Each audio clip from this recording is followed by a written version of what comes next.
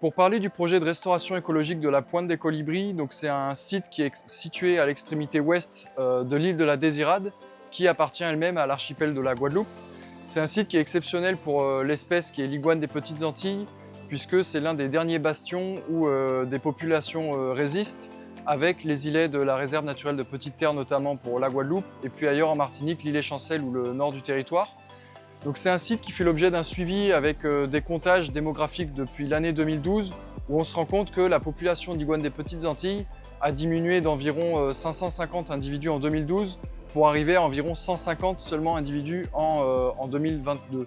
Donc on a une baisse de 70% de cette population. Donc on est sur une espèce qu'on dit en danger critique d'extinction. C'est pourquoi ce projet de restauration écologique vise à restaurer son habitat naturel. La menace qui nous intéresse plus particulièrement dans le cadre de ce projet, c'est la disparition de l'habitat de l'espèce. C'est une disparition qui est causée par différents défrichements notamment. Donc l'objectif du projet, c'est justement de retrouver ce couvert végétal arbustif et arboré par des actions de replantation et de protéger ces plantations des pressions de divagation du bétail, que ce soit les cabris ou les bovins, en mettant des ouvrages de mise en défense. La Pointe des Colibris, c'est un site qui est inscrit en forêt domaniale du littoral.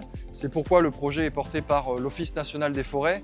Et à travers cet espace qui est public, différents usages se sont installés. Donc on a des usages de promenade, on a des usages de pêche à la ligne. Et donc l'idée, c'est de mettre en place un projet, certes de restauration écologique, mais qui fasse aussi la part belle à l'accueil du public à travers des ouvrages d'aménagement doux. On souhaite quand même maintenir un usage avec l'accès des désiradiens au site, par le déplacement de cette ancienne piste plutôt vers l'intérieur des terres et qui permettra cet accès jusqu'à des ouvrages d'accueil comme des carbets, des tables, des bancs, etc. etc.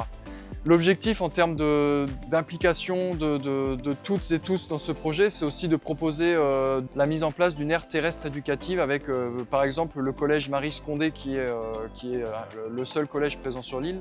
L'idée, c'est que vraiment il y ait une appropriation par les plus jeunes du territoire de ce projet, avec les arbres qui seront plantés, les ouvrages qui seront mis en place et d'assurer un suivi sur le long terme pour s'assurer qu'on ait bien une bonne repousse de tous ces végétaux qui participeront plus tard à reconstituer un habitat favorable à l'espèce qui est l'iguane des Petites Antilles.